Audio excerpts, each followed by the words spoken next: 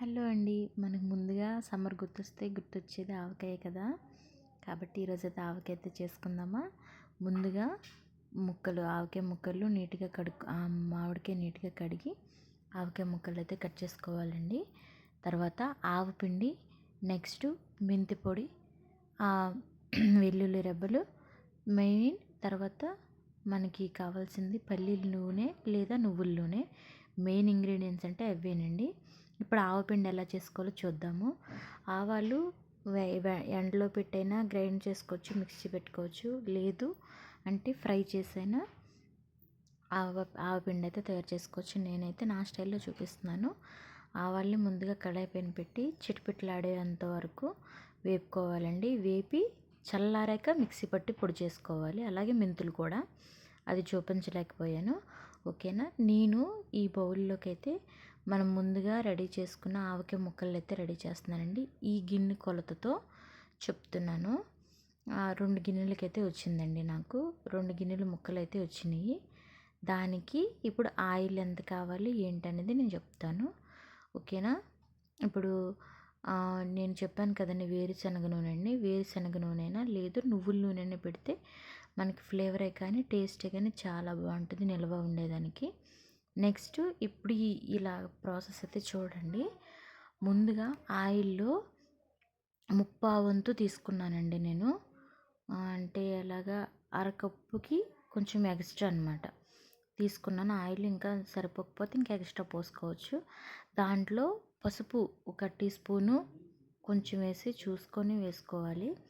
వేసి మిక్స్ చేసి ఈ ఆయిల్ అయితే సరే ముందుగా ముక్కల్లో మిక్స్ చేద్దామండి. ముక్కలకి అలా పట్టించేటట్టయితే ముక్క అనేది పచ్చడి ఎంతకాలం నిల్వ ఉన్నా ముక్క అనేది అంటే పీస్గా అయిపోకుండా ముక్క అనేది అలాగే ఉంటుంది. టేస్ట్ కూడా చాలా బాగుంటుంది, కలర్ కూడా బాగుంటుంది. కాబట్టి ముందు అలాగా మిక్స్ చేసుకుందాము. ఆయిల్లో కొంచెము పసుపు వేసి ముక్కలకి ఇలా పట్టించుకుంటే చాలా అంటే చాలా బాగుంటుంది. ఇది పక్కన పెట్టేసి ఇప్పుడు స్టార్ట్ చేద్దాము. ఆవకాయకి కావాల్సినవన్నీ అన్నీ పెట్టుకున్న పదార్థాలు. ఇప్పుడు కారం. ఓకేనా. నేను ఇది పచ్చడి కారం కాదండి, ఇంట్లో కూరలకు తయారు చేసుకునే కారం. నేను పట్టించిన కారము కొద్దిగా ఘాటుగా ఉంటుందని కొంచెమే వేసుకున్నాను. అలాగే సాల్ట్ కూడా చూసి వేసుకోండి. 3/4 వంతు అంటే పావు వంతులో అనుకుంటా. ఓకేనా. మెంతిపొడి 2 టీ స్పూన్లు వేసుకుంటే చాలు. ఆవపొడి మాత్రము ఎక్కువగా కావాలనుకునే ఫ్లేవరు అరకప్పు వేసుకోండి, లేదు అంటే కొంచెం తగ్గించి వేసుకోండి, అది మీ ఇష్టం ఉంటుంది. ఆ కప్పుకి 2 గిన్నెలు అన్నాను కాబట్టి దాంట్లో చిన్న సైజు తీసుకొని ఆ సైజు మీకైతే చెప్తున్నాను. ఓకేనా. ఇప్పుడు దీన్ని బాగా మిక్స్ చేసేద్దాము.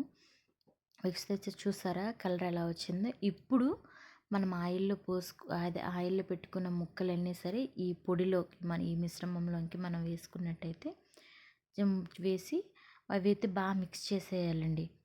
ఈ మనం చేసే కారం, ఉప్పు అంత మసాలా మొత్తం మనకి ముక్కలకు పెట్టేటట్టు చేశాక అప్పుడు ఆయిల్ పోసుకుంటే ఆ ముక్కలకి ఆ ఫ్లేవర్ అనేది భలే ఉంటుందండి. చాలా అంటే చాలా బాగుంటుంది టేస్ట్. ఒక్కసారి ఇలా ట్రై చేసి చూడండి. నా స్టైల్లో నేను చేశాను. నేను చేసేది ఇప్పుడు ఎలా చేస్తానో అదే మీకు చెప్పాను. దీన్ని ఇప్పుడు బాగా మిక్స్ చేసుకోవచ్చు. చూసారా కలర్ ఎంత అంటే ఎంత బాగుందో, టేస్ట్ కూడా అలాగే బాగుంటుంది. ఓకేనా.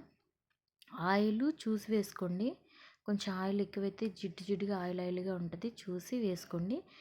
ఓకేనా. అలా మిక్స్ చేశాకే మనం ఇలాగా పచ్చడి జాడీలోకి కానీ ఇంకా వేరే ప్లాస్టిక్ దీంట్లో పెట్టుకున్నా ఓకే. వేసేసి ఇలా క్లాత్ మూతేసేసి గట్టిగా కట్టేయాలి ఈరెళ్ళకన్నా. ఇది 3 డేస్ తర్వాత ఓపెన్ చేసి చూస్తే భలే వస్తుందండి కదా.